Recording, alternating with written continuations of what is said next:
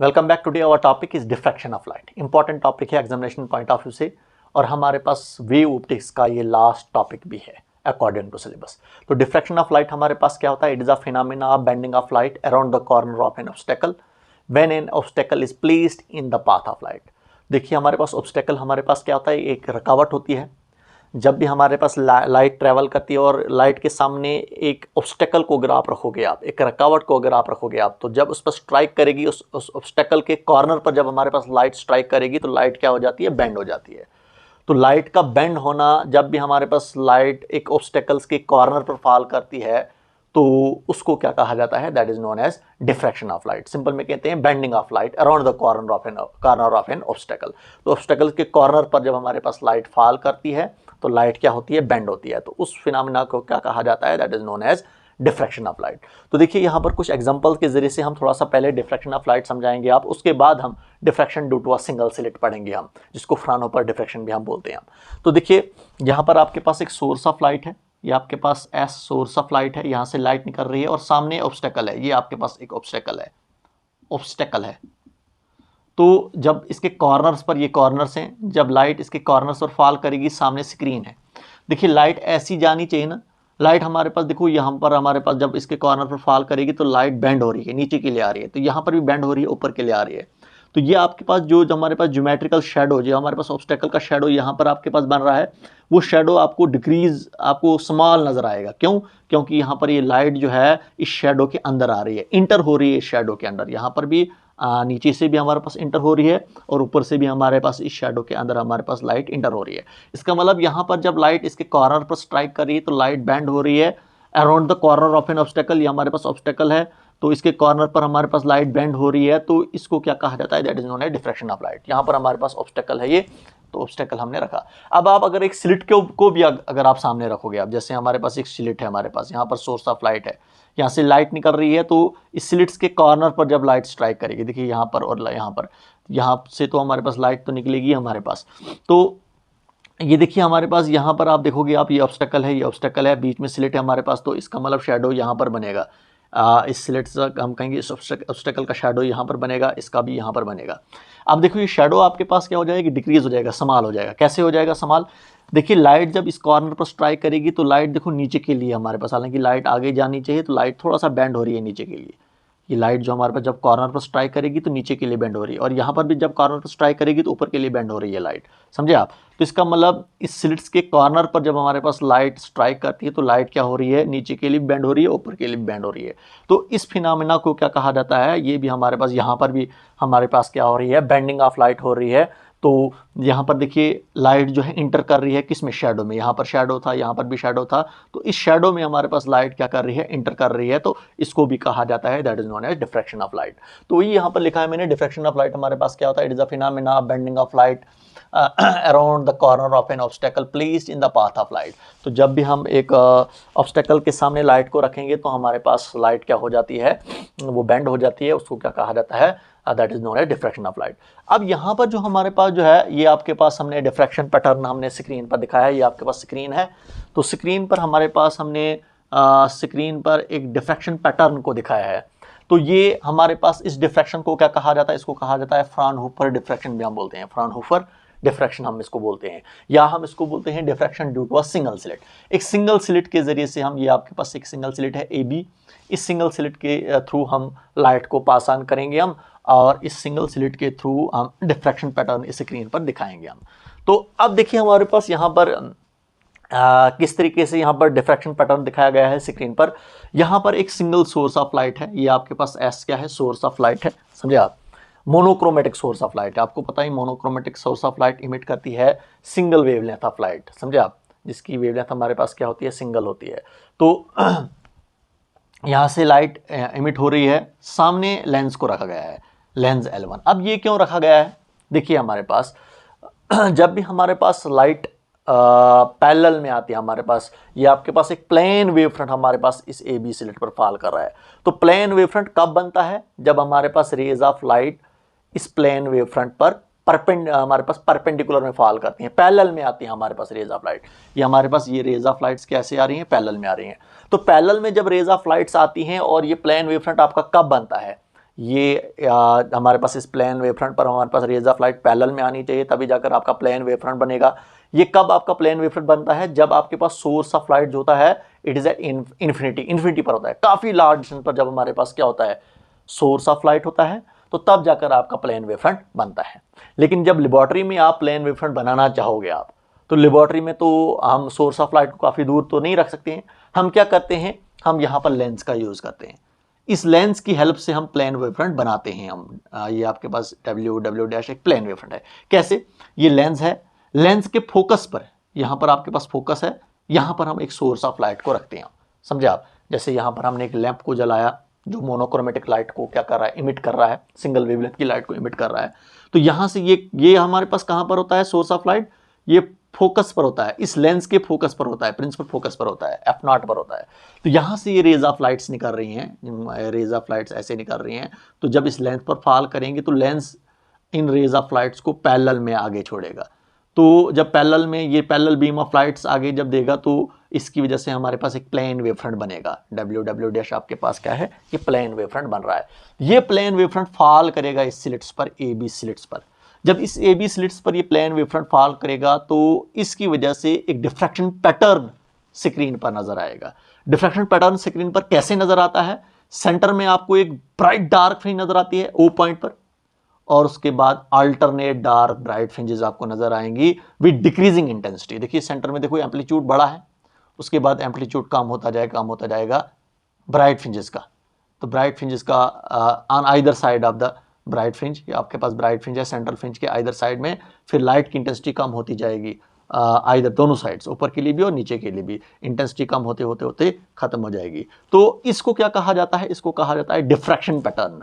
Central bright fringe बनेगी, centre में bright fringe बनेगी, और उसके बाद अल्टरनेट डार्क ब्राइट, ये हमारे पास ब्राइट, इसके बाद dark bright, dark bright, dark bright, तो हमें बनती जाएंगी। लेकिन ब्राइट की इंटेंसिटी आहिस्ता आहिस्ता कम होती जाएगी। देखिए एम्पलीट्यूड इसीलिए हमारे पास कम होता जाता है, सेंटर में हमारे पास सेंट्रल ब्राइट फ्रिंज बनती है। तो इसको कहा जाता है डिफ्रैक्शन पैटर्न कहा जाता है। ये डिफ्रैक्शन पैटर्न आपको स्क्रीन पर नजर आएगा।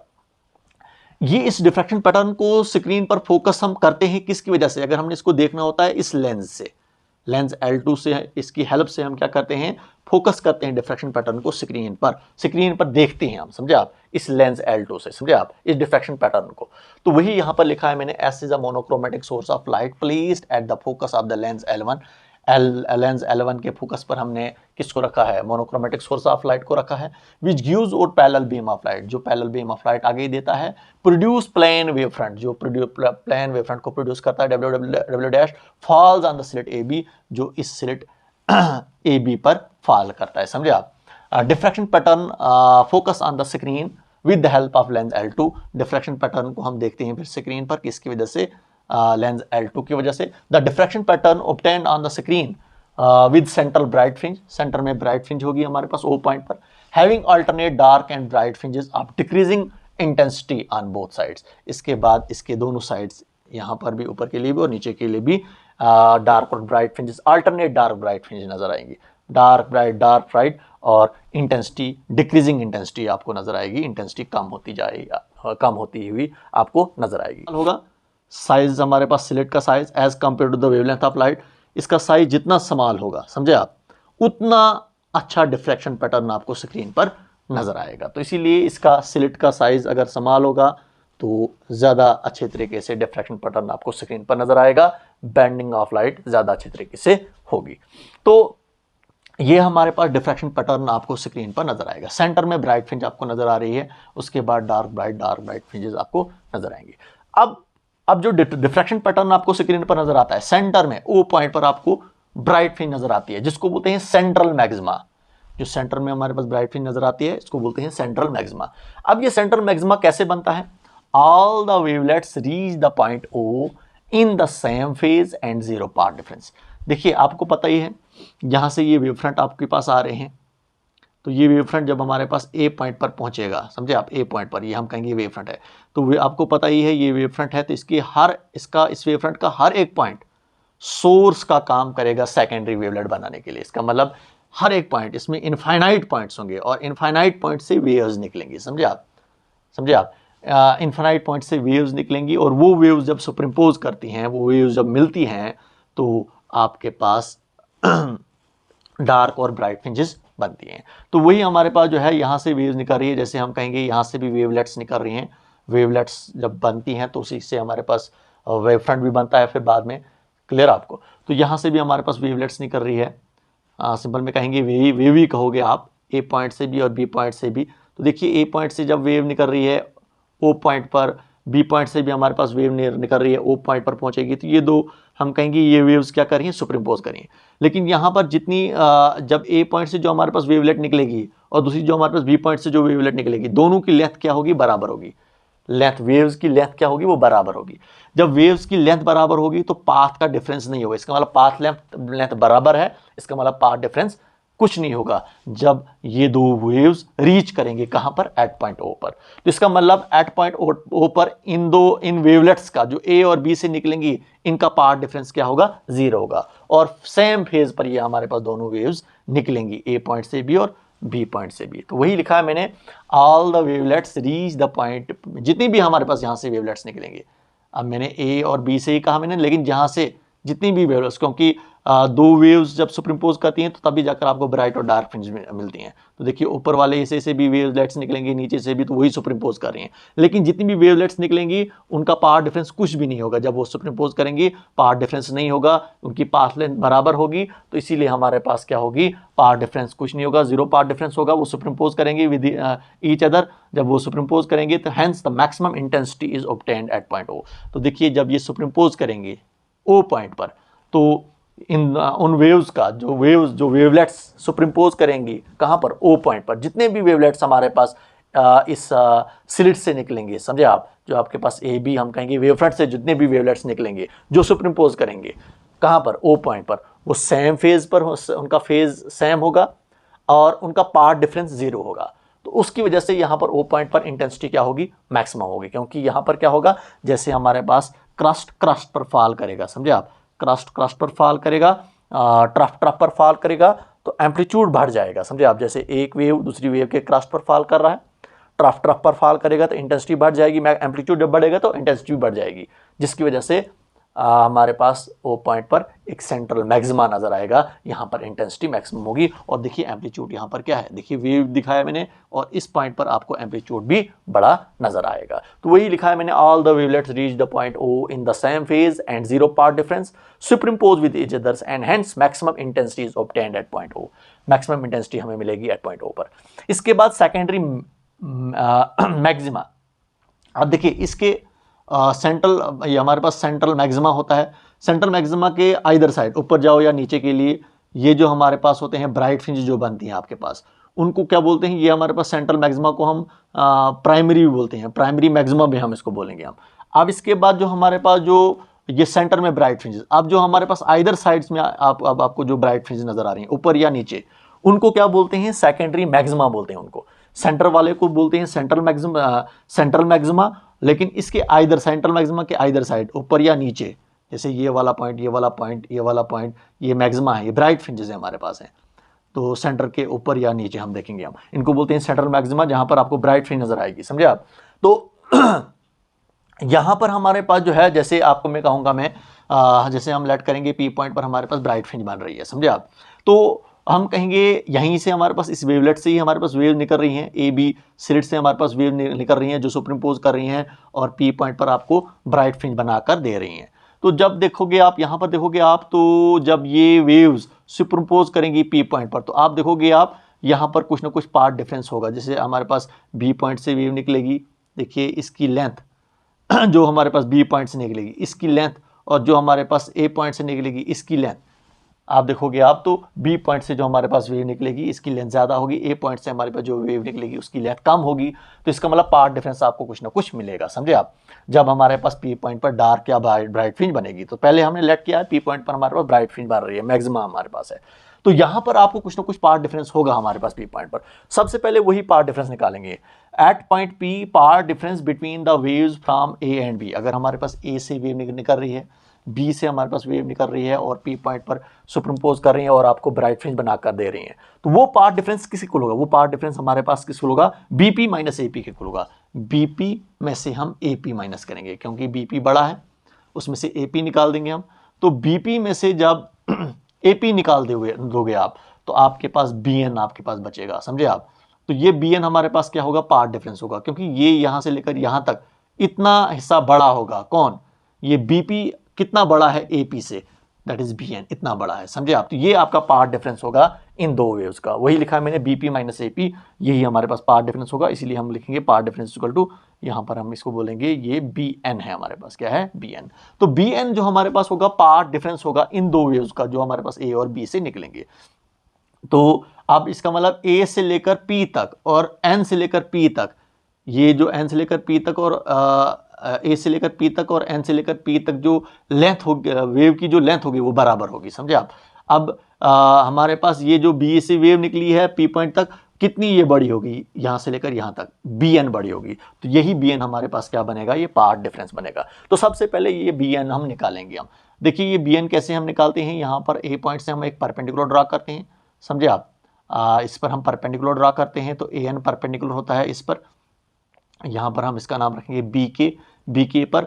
तो यहां पर ये आपका थीटा बन रहा है, एंगल यहां पर बन रहा है, तो यहां पर आप साइन थीटा यूज करके आप BN की वैल्यू निकाल सकते हो, ये पार्ट डिफरेंस आप निकाल सकते हो आप। तो देखिए इन राइट एंगल ट्राइंगल, ये आपके पास राइट एंगल ट्राइंगल है, कौन सी, ABN, ये आपके पास है ABN। तो इसमें साइन थीटा यूज करो आप। साइन थीटा किसको होता है, साइन थीटा जो हमारे पास होता है परपेंडिकुलर अपन हमारे पास क्या होता है, हाइपोटेन्यूस। तो इधर हमारे पास ये थीटा है, थीटा के अपोजिट में हमारे पास परपेंडिकुलर BN आ गया परपेंडिकुलर, और हाइपोटेन्यूस आ गया AB। तो BN डिवाइड बाय AB आ गया हमारे पास हाइपोटेन्यूस। AB किस इक्वल है, AB हमारे पास स्मॉल a के इक्वल है, तो AB की जगह पर मैंने A लिखा, तो आपके पास BN निकला, तो BN किसके इक्वल आ रहा है, आपके पास A साइन थीटा के इक्वल आ रहा है। इसका मतलब पार्ट डिफरेंस हमारे पास इन दो वेव्स का जो A और B से निकल रहा है, तो वो पार्ट डिफरेंस BN के इक्वल होगा, और वो किसके इक्वल होगा, BN A साइन थीटा के इक्वल होगा। अब अगर हम बोलेंगे इस P पॉइंट पर हमारे पास ब्राइट फ्रिंजेस बन रही हैं, समझे आप, तो we observe that P is a bright point, समझे आप। हम कहेंगे P पॉइंट हमारे पास क्या है, एक ब्राइट पॉइंट है, हमारे पास यहां पर ब्राइट फ्रिंज बन रही है। तो पार्ट डिफरेंस हमारे पास कहां कहां पर, हमारे पास पार्ट डिफरेंस क्या होता है हमारे पास वेव्स का, जहां पर आपको ब्राइट फ्रिंजेस बन रही है। तो पार्ट डिफरेंस जो हमारे पास जो होगा, path difference is 3 λ/2, 5 λ/2, 7 λ/2, odd multiple of half of wavelength, समझे आप। तो जैसे हमारे पास P पॉइंट पर हमारे पास पहली ब्राइट फ्रिंज बन रही है, पहली ब्राइट फ्रिंज, तो वहां पर हमारे पास पार्ट डिफरेंस कितना होता है, दैट इज 3 λ/2। P पॉइंट पर अगर हमारे पास पहली ब्राइट फ्रिंज, ये आपके पास पहली ब्राइट फ्रिंज है, तो या हम कहेंगे ये आपके पास पहली ब्राइट फ्रिंज है, ऊपर के लिए जाओगे या फर्स्ट ब्राइट फ्रिंज, ये सेकंड ब्राइट फ्रिंज, फर्स्ट ये सेकंड ये थर्ड, नीचे के लिए जाओगे ये फर्स्ट ये सेकंड और ये थर्ड। तो पहली ब्राइट फ्रिंज हमारे पास पहली ब्राइट फ्रिंज अगर हमारे पास इस P पॉइंट पर हमारे पास पहली ब्राइट फ्रिंज बन रही है, तो उस टाइम इन दो वेव्स का जो पार्ट डिफरेंस होगा वो कितना होगा, वो 3 λ/2 होगा। अब अगर हम कहेंगे दूसरी ब्राइट फ्रिंज हमारे पास बन रही है P पॉइंट पर, अगर हमारे पास दूसरी ब्राइट फ्रिंज बन रही है, तो उस टाइम पाथ डिफरेंस होगा वो 5 λ/2 होगा। तीसरी ब्राइट फ्रिंज अगर हमारे पास बन रही है P पॉइंट पर, तो उस टाइम हमारे पास जो होगा वो 7 λ/2 होगा। तो odd multiple of half of wavelength होता है, ऑड मल्टीपल। तो देखिए 3, 5, 7, इसके बाद आएगा आपके पास 9, 11, समझे आप। तो ये पार्ट डिफरेंस होता है दो वेव्स का, जो आपको ब्राइट फ्रिंजेस बना के देता है। तो अब इसका मतलब इसको जर्नल में अगर हम लिखेंगे, जर्नल में अगर हम लिखेंगे, तो पार्ट डिफरेंस आपको पता ही है, A साइन थीटा होता है। तो अगर nth फ्रिंज के लिए जाएंगे हम, nth ब्राइट फ्रिंज के लिए जाएंगे, तो A साइन थीटा n लिखेंगे हम। तो जर्नल में लिखेंगे हम जो हम लिखते हैं 3 λ/2, 5 λ/2, 7 λ/2, इसकी जगह पर लिखेंगे 2n + 1 λ/2। देखिए अब यहाँ पर n की जगह पर आप 1, जैसे हम n की जगह पर, जैसे आपके पास पहली ब्राइट फ्रिंज बन रही है, तो n हमारे पास क्या होगा, 1, 2, 3, 4, ऐसे हमारे पास, जैसे हमारे पास पहली ब्राइट फ्रिंज बन रही है, तो पहली ब्राइट फ्रिंज में हमारे पास n की वैल्यू क्या होगी, 1 होगी। n की जगह पर 1 पुट करेंगे तो 2 1 ज़ा 2, 2 + 1 हो गया 3, 3 λ/2 आ गया, 3 λ/2 पार्ट डिफरेंस 3 λ/2 पहली ब्राइट फ्रिंज के लिए। इसी तरीके से अगर दूसरी ब्राइट फ्रिंज के लिए n की वैल्यू 2 होगी, तो 2 2 ज़ा 4, 4 + 1 हो गया 5, 5 λ/2, 5 λ/2 आ गया आपके पास, क्लियर आपको। इसी तरीके से थर्ड ब्राइट फ्रिंज के लिए n की वैल्यू 3, 3 2 ज़ा 6 + 1 हो गया 7, 7 λ/2। तो इन जनरल में हम लिखेंगे हमारे पास पार्ट डिफरेंस जो होता है वो 2n, nth ब्राइट फ्रिंज के लिए हमारे पास हम ये जो हमारे पास जो होगा पार्ट डिफरेंस कितना होगा, वो 2n + 1 λ/2 होगा। तो ये हमारे पास ब्राइट फ्रिंजेस के लिए हमारे पास, जिनको बोलते हैं सेकेंडरी मैक्सिमा हम बोलते हैं, उनके लिए हमारे पास पार्ट डिफरेंस क्या होगा, फर्स्ट के लिए ये, सेकंड के लिए ये, थर्ड के लिए ये, तो nth के लिए हम इन जनरल में ये लिखते हैं, समझे आप। तो ये हमने कहा P पॉइंट पर हमने लेट किया कि P पॉइंट पर हमारे पास ब्राइट फ्रिंजेस बन रही हैं। तो ये ब्राइट फ्रिंजेस हमारे पास हैं 1 2, जहाँ पर एम्पलीट्यूड देखो आप डिक्रीजिंग एम्पलीट्यूड है हमारे पास, सबसे ज़्यादा सेंटर का, उससे कम इसका, उससे कम इसका, उससे कम, आहिस्ता आहिस्ता एम्पलीट्यूड कम होता जाएगा, लाइट की इंटेंसिटी कम होती जाएगी तो और खत्म हो जाएगी लाइट की इंटेंसिटी। इसके बाद condition for secondary minima, minima होता है डार्क फ्रिंजेस। जैसे हम लेट करेंगे P पॉइंट पर हमारे पास डार्क फ्रिंज बन रही है, समझे आप।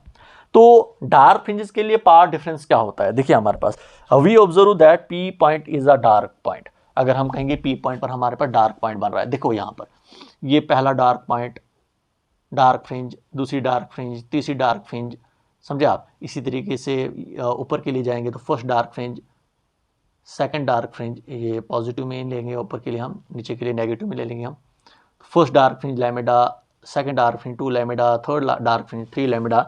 तो देखिए पहली डार्क फ्रिंज के लिए हमारे पास पाथ डिफरेंस क्या होता है, जैसे हमारे पास P पॉइंट पर हमारे पास डार्क फ्रिंज बन रही है, तो इन दो वेव्स जो सुपरिम्पोज करेंगी इनका पाथ डिफरेंस जो होगा हमारे पास वो कितना होगा, वो लैम्बडा होगा। दूसरी ये देखिए हमारे पास लैम्बडा है, दूसरी डार्क फ्रिंज हमारे पास जो बन रही है उसके लिए हमारे पास इन दो वेव्स का पाथ डिफरेंस क्या होगा, 2 लैम्बडा। तीसरी डार्क फ्रिंज के लिए हमारे पास पाथ डिफरेंस दो वेव्स का क्या होगा, वो 3 लैम्बडा होगा। तो देखिए 1 लैम्बडा, 2 लैम्बडा, 3 लैम्बडा, समझे आप। तो ये हमारे पास पार्ट डिफरेंस है फर्स्ट डार्क फ्रिंज के लिए, सेकंड डार्क फ्रिंज के लिए, थर्ड डार्क फ्रिंज के लिए। तो इसको अगर हम जनरल में लिखेंगे हम nth डार्क फ्रिंज के लिए पार्ट डिफरेंस, तो आपको पता है पार्ट डिफरेंस होता है a sin theta, n represent करेंगे nth डार्क फ्रिंज के लिए, that is equal to n lambda. देखिए n की वैल्यू होगी 1 2 3 4, जैसे फर्स्ट डार्क फ्रिंज के लिए n की वैल्यू 1, तो 1 इंटू लैम्बडा हो गया लैम्बडा, तो बन गया लैम्बडा। सेकंड डार्क फ्रिंज के लिए n की वैल्यू 2 लैम्बडा, वही 2 लैम्बडा। थर्ड डार्क फ्रिंज के लिए n की वैल्यू 3 लैम्बडा, तो थर्ड डार्क फ्रिंज के लिए हमारे पास ये, इसका मतलब यहाँ से हम n की वैल्यू पुट करके आप ले सकते हो आप फर्स्ट डार्क फ्रिंज के लिए पार्ट डिफरेंस क्या होगा दो वेव्स का, सेकंड डार्क फ्रिंज के लिए हमारे पास क्या होगा, थर्ड डार्क फ्रिंज के लिए हमारे पास पार्ट डिफरेंस क्या होगा हमारे पास दो वेव्स का, जो सुपरइम्पोज करती हैं और आपको डार्क फ्रिंज स्क्रीन पर बना के देते हैं। तो ये आपको ये डिफ्रैक्शन पैटर्न आपको स्क्रीन पर नजर आएगा। सेंटर में ब्राइट फ्रिंज जिसकी इंटेंसिटी सबसे ज्यादा होगी मैक्सिमम, उसके बाद ये ब्राइट, उसके बाद dark bright, dark bright, dark bright, समझे आप। ऊपर के लिए भी dark bright, dark bright, dark bright, समझे आप। तो इस टाइप्स का आपको इंटरफेरेंस पैटर्न आपको स्क्रीन पर नजर आएगा, और इसको क्या कहा जाता है, that is diffraction due to a single slit. इसको कहा जाता है diffraction due to a single slit, और इसको फ्राउनहोफर डिफ्रैक्शन भी हम बोलते हैं। इंपॉर्टेंट टॉपिक है एग्जामिनेशन पॉइंट ऑफ व्यू से। अब देखिए इसके बाद छोटा सा हमारे पास इसी डिफ्रैक्शन पर ही हमारे पास है ये जो हमारे पास सेंट्रल मैक्सिमा जिसको बोलते हैं सेंट्रल ब्राइट फ्रिंज जो आपके पास बनती है, इसकी विड्थ भी हम कैलकुलेट करते हैं। लास्ट टॉपिक वही होगा आपके पास, छोटा सा टॉपिक होगा, हम इसकी विड्थ कैलकुलेट करेंगे, तो हाँ उसी से हमारा ये यूनिट भी खत्म हो जाएगा। देखिए हमारे हर एक टॉपिक्स को आप शेयर भी किया करें, सब्सक्राइब भी किया करें। अब देखिए हमें मोटिवेशन मिलती है जब भी आप कमेंट करते हो आप, तो आप हमें कमेंट किया करें। तो ये आज आपका टॉपिक था। Thank you.